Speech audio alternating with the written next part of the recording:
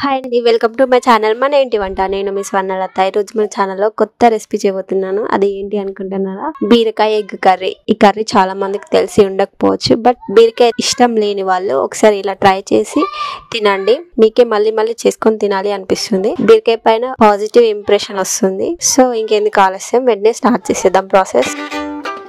ముందుగా నీట్ గా కడిగిన 1/2 kg బీరకాయలను తీసుకొని వాటిపై ఉన్న పీల్ మొత్తం తీసేసి మళ్ళీ ఒకసారి వాటిని కడగండి. కడిగాక బీరకాయల్ని సగంకి కట్ చేసి చిన్న చిన్న ముక్కలుగా కట్ చేసుకోండి.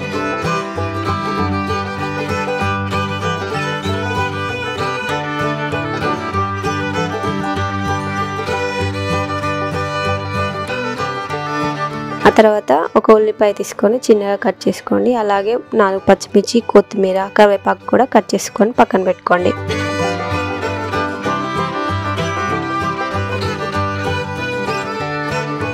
తర్వాత స్టవ్ ఆన్ చేసి కడాయి పెట్టుకొని కావాల్సినంత ఆయిల్ వేసి హీట్ అయ్యాక ఆవాలు, జీలకర్ర, చిన్నగా కట్ చేసి పెట్టుకున్న పచ్చిమిర్చి, ఉల్లిపాయ ముక్కల్ని వేసాక 1 టేబుల్ స్పూన్ ఉప్పు వేసి కొద్దిగా అల్లం వెల్లుల్లి పేస్ట్ కూడా వేసి మంచిగా కలిపి పచ్చివాసన పోయేంత వరకు ఫ్రై చేసుకోండి. ఆ తర్వాత కరివేపాకు, కొత్తిమీర, 1/2 టేబుల్ స్పూన్ పసుపు వేయండి. వేసాక మొత్తం ఒకసారి కలిపేసి కట్ చేసుకున్న బీరకాయ ముక్కలు వేసుకొని